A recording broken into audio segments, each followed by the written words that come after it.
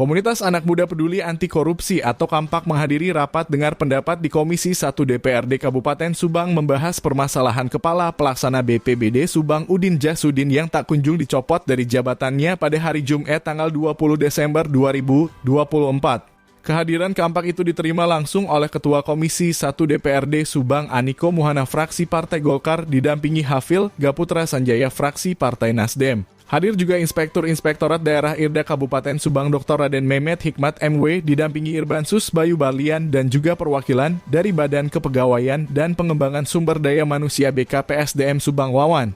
Namun sayangnya PJ Bupati Subang Imran tak hadir meskipun tercatat dalam undangan rapat dengar pendapat atau audiensi Komisi 1 DPRD Subang tersebut dengan tanpa alasan yang jelas.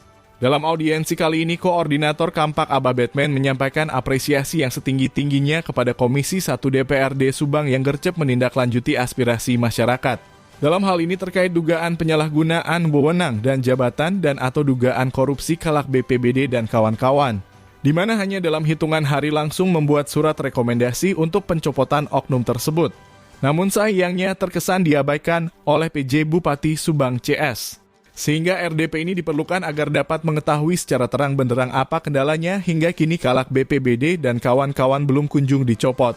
Apakah karena ada tekanan pihak tertentu atau memang jangan-jangan PJ Bupati Subang tidak peduli keselamatan rakyat Subang?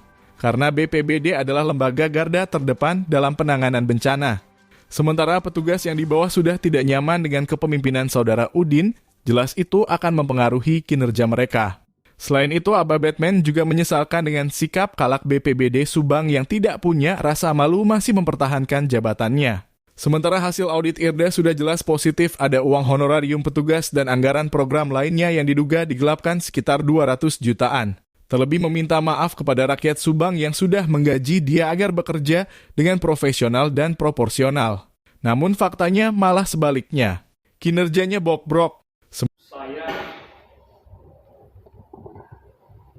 selaku masyarakat mengapresiasi ya setingginya apa yang dilakukan oleh DPRD Subang, Komisi 1 DPRD Subang yang sudah dengan gercep ya gerak cepat menindaklanjuti apa yang menjadi aspirasi Kampak dengan melakukan AGP dengan beberapa aspirasi terkait dan hasilnya adalah rekomendasi untuk pencopotan kepala BPBD dan sekretaris dan bendahara BPBD Subang.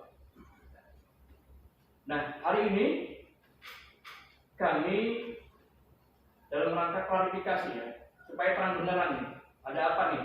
Kerannya ada yang bersumbat atau tidak? Soalnya terbit rekomendasi itu 24 Oktober.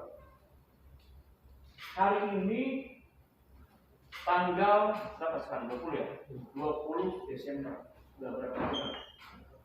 Nah, kami melihat bahwa seakan-akan kesannya rekomendasi DPRD itu diabaikan oleh PJ Bupati dan dinas terkait. Saya melihat di beberapa jejak digital ada PJ-PJ yang begitu gercep ketika ada kepala dinas yang melakukan tindakan negatif, langsung copot. Itu dalam hitungan hari. Nah, ini di Subang sudah ada rekomendasi, sudah ada hasil audit BP, IRDA, ya.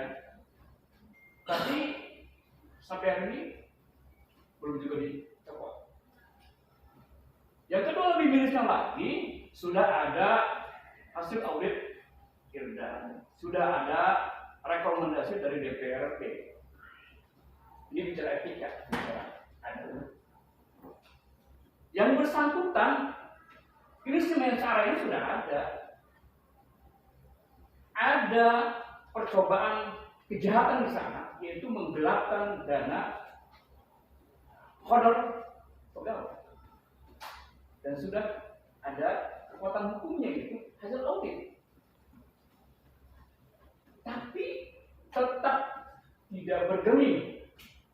Artinya kalau sebagai orang dia mestinya minta maaf, ya, minta maaf terhadap pimpinannya, terlebih kepada rakyat yang sudah menggaji dia. Ini minta maaf pun tidak, kok modelnya mengundurkan diri. Kan sebenarnya lebih elegan lagi dia mengundurkan diri tanpa harus melalui sidang. Ya. Kan lebih cantik. Nah, terlebih lagi ini bicara kebencanaan. BPBD itu adalah garda terdepan tindakan atau pengelolaan tentang kebencanaan. Nah, kalau petugas BPBD anggotanya ke bawahnya sudah tidak nyaman dengan kepemimpinan Kalax, apa tidak berpengaruh terhadap kinerja mereka? Apa tidak berpikir ke sana? Artinya ketika tidak ada itikat baik untuk mengundurkan diri, ini bisa diasumsikan kepala BPBD dan kawan-kawan tidak peduli terhadap rakyat Subang, tidak peduli terhadap keselamatan rakyat Subang. Kan begitu. Nah, ini khusus untuk BKPSDM yang terkait dengan rekomendasi ini. Sudah sejauh mana tindakan ya BKPSDM? Apa tahapan-tahapan yang sudah dilakukan? Begitu rujit gitu kan, rumit. Ya, saya sampai berpikir ini apa PJ-nya takut terhadap seorang Budi atau seperti apa? Mensreanya sudah dapat, apalagi tambah lagi dia punya istri 2 tanpa izin pimpinan, tanpa izin nikah secara ilegal. Kan di aturan ASN sudah jelas di sana. Kenapa tidak berani ditindak begitu cepat? Kedua, untuk Irda, saya juga sensasi sudah melakukan tindakan atau melakukan investigasi dan ada hasil. Hanya mungkin kita mau mempertanyakan item-item apa saja yang sudah diperiksa, ya, termasuk tidak honor salah satu anaknya yang diduga tidak pernah masuk tapi honor turun. Masuk gak di sana item itu? Nah, harus diketahui juga oleh Irda bahwa memang ada dampak yang terkait pada saat kita melakukan investigasi atau melakukan pemeriksaan terhadap para pegawai BPBD ada dampak. Dampaknya langsung dikembalikan tuh. Bisa bikin berita acara kan tantangan. Sayangnya ketika keluar dari ruangan berita acara, duit itu diminta lagi Pak. Dipetan ini dengan dalih emang dikumpulkan oleh seorang yang dianggap koordinator dengan dalih Kalax minta 50. Nah, ketika saya konfirmasi terhadap koordinator tersebut, baru diserahkan 30 juta ke Kalax.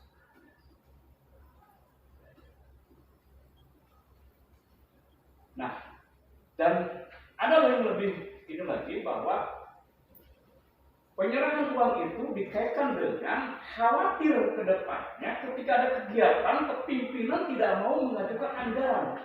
Nah ini yang harus dirubah sistem ini atau adat ya, adat istiadah yang dilakukan di dalam satu dinas.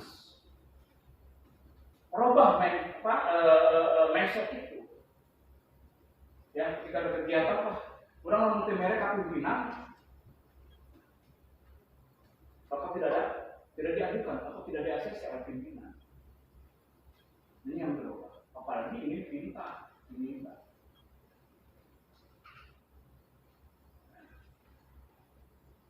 Nah gitu. Jadi yang pertama, item apa saja masuk ke item itu? Item yang anaknya yang tidak pernah masuk tapi gaji turun, masuk ke item itu. Ya, termasuk juga kan ada informasi bahwa bendahara menanggulangi dana kebocoran dana sehingga dia sampai gali lubang tutup lubang di atas 50 juta. Benar nggak itu? Terus ada tanda tangan palsu, diduga tanda tangan palsu. Mereka tidak pernah menandatangani acara penerimaan uang, tapi tanda tangannya ada. Ini tolong ini juga kan informasinya kan sudah juga mengetahui itu, kan ditunjukkan. Ini tanda tangan nggak? Kan gitu. Mereka masih tidak pernah menandatangani. Artinya sini sudah ada pemalsuan tanda tangan, tindakan pemalsuan tanda tangan dokumen. Ya, kemudian saya bukan tidak tahu. Hampir mungkin bisa sudah terjadi ya. Cap bodong itu kan untuk menanggulangi hal yang seperti itu. Jadi seperti tiket itu.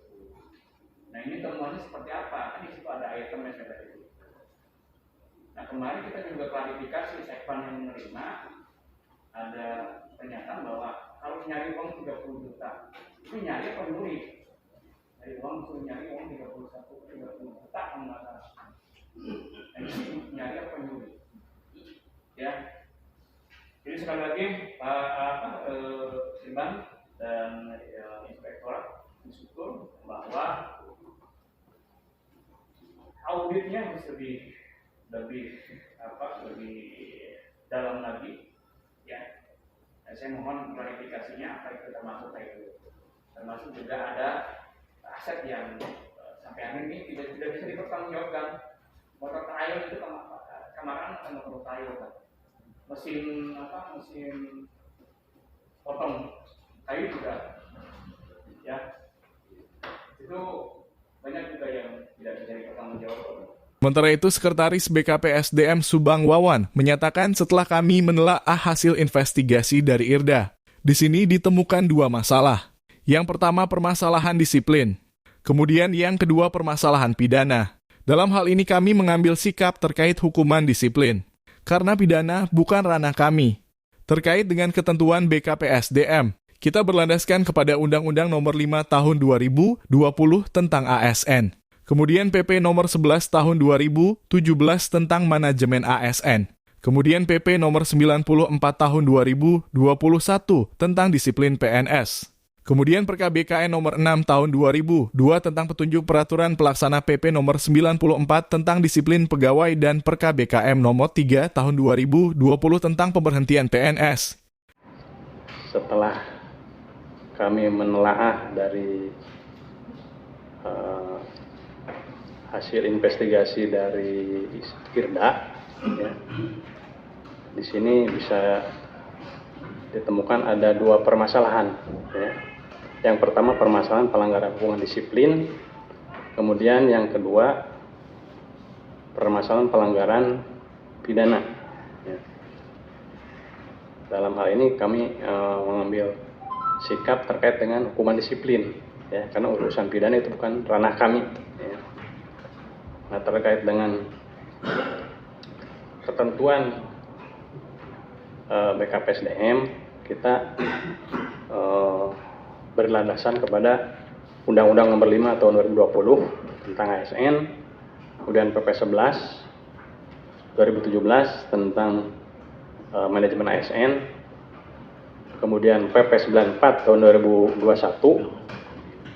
tentang Disiplin PNS,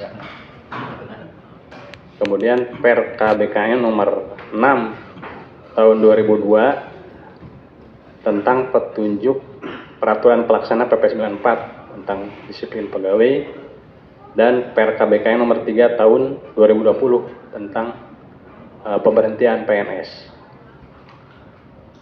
Yang menjadi rekomendasi Dewan, sebetulnya saya belum baca ya rekomendasi seperti apa, cuma dengarnya ada pencopotan. Ya, di istilah ASN di sini tidak dikenal pencopotan, di dalam hukuman disiplin yang paling berat itu ada 3. Ya. 1, penurunan jabatan 1 tingkat selama 12 bulan. Kemudian pembebasan jabatan selama 12 bulan dan pemberhentian dengan hormat. Nah, itu hukuman disiplin yang terberat, ya, pemberhentian dengan hormat.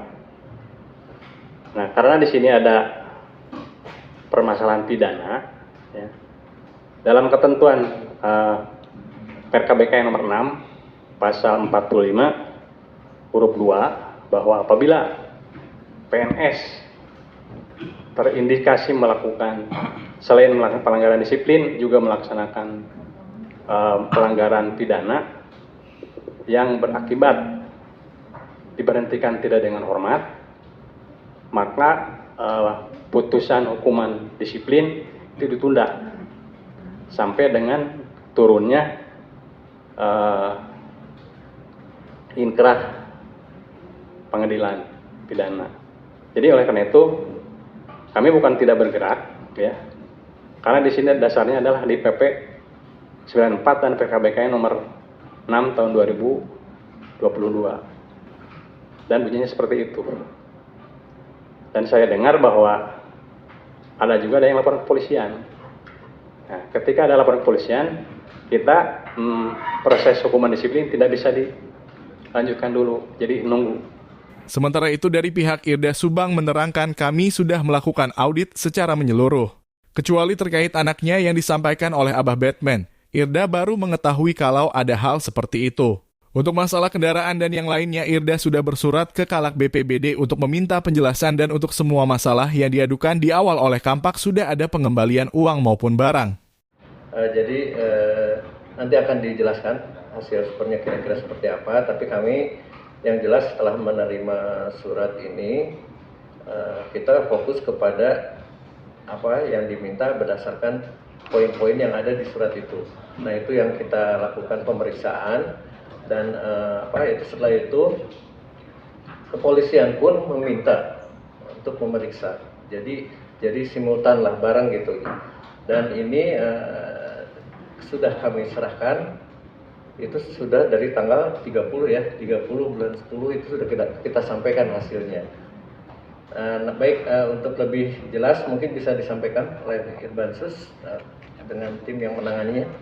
Kami fokusnya ke si pengaduan ini kaitan dengan adanya dugaan praktek penunjukan langsung secara ilegal kaitan dengan dana bantuan Banprop tahun 2023. Pas kita cek ternyata sudah diaudit oleh Inspektorat Provinsi dan hasilnya ada temuan dari provinsi itu kira-kira 2 juta sekian ada pengembaliannya. Dan kebetulan juga dari Tipikor meminta ke Inspektorat untuk apakah audit yang Banprop itu menyeluruh. Terus ada jawaban lagi dari Inspektorat Provinsinya bahwa itu ada sudah di pemeriksaan menyeluruh. Demikian. Yang kedua kaitan dengan dana siap pakai, kaitan dengan untuk honorarium, pencairan SPPD fiktif dan lainnya kita sudah periksa. Yang kembali lagi tadi kata Abang Batman, apakah item-item yang diperiksa itu emang satu sesuai dengan yang diadukan, kecuali mungkin masalah anaknya atau tidak kami tidak tahu awalnya Pak. Dan sudah dari sekarang baru tahu bahwa ada anaknya yang salah satunya tadi menggunakan kendaraan bermotor tersebut. Terus kaitan dengan dampak yang ke pengembalian itu diminta lagi, sekali lagi saya tidak tahu pada saat pengembalian emang betul Mbak ditandatangani semua. Memang awalnya kita ragu dengan tanda tangan, ya ternyata kita kumpulkan bahwa tanda tangan itu dipalsukan semua, gitu. Makanya kita hitung, kita wawancara apakah setiap bulannya menerima tidak, ya sesuai dengan hasil wawancara, menerimanya hanya sebagian yang sesuai dengan apa Mbak Batman sampaikan. Makanya kemarin hampir semua tapi sudah dikembalikan, Mbak. Pada saat kita BAP, Pak Kalaknya langsung saya siap besok untuk mengembalikan. Itu. Terus yang keduanya kaitan dengan kendaraan dan semen ini yang 30 dimasak dari yang 100 itu kita sudah layangkan juga surat tertanggal 6 Desember Mbak Batman kaitan dengan kendaraan roda 4 yang dikuasai oleh Pak Kalak. Sampai saat ini belum ada tindak lanjutnya, belum ada laporan ke kami juga kaitan dengan kendaraan yang dikuasai oleh Pak Kalak. Dan untuk semen 35 sak juga belum kami terima gitu laporannya.